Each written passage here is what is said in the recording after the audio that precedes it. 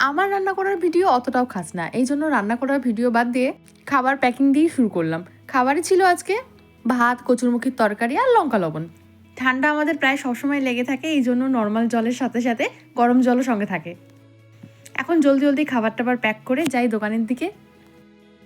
দোকানে এসে ছানাগুলোকে প্রথমে ক্রিম দিয়ে সাজিয়ে দিলাম, তারপরে ছানাগুলোকে কাউন্টারে রেখে দিলাম। পেয়ারাগুলোও বানানো হয়ে গেছিলো, তারপরে পেয়ারাগুলো সুন্দর করে কিস্তিতে সাজিয়ে নিলাম।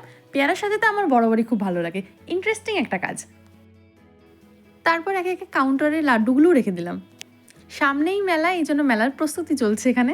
তারপরে চলে আসে আমার রেগুলার ছোট্ট কিউট একটা কাস্টমার, যে রোজ আসে 10 টাকার মিল্ক কেক নিয়ে যায়।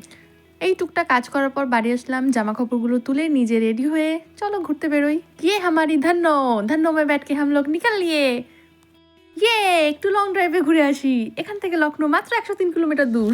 লং ড্রাইভটা একটু বেশি লং হয়ে গেছে, ঘুরতে ঘুরতে অযোধ্যায় চলে এসেছি। রাত বাড়ার সাথে সাথে খিদেও খুব পেয়েছিল, এজন্য এখানে দাঁড়িয়ে একটা রেস্টুরেন্টে আগে তো পেট পূজা করি। দুজনেই আমরা পেট পূজা সেরে নিয়ে আমরা টুই টুই টুই টুই করতে করতে আবার বাড়ির দিকে রওনা দিই। বাড়ি ফিরতে মোটামুটি অনেক রাত হয়ে গেছিল। এখন গুড নাইট।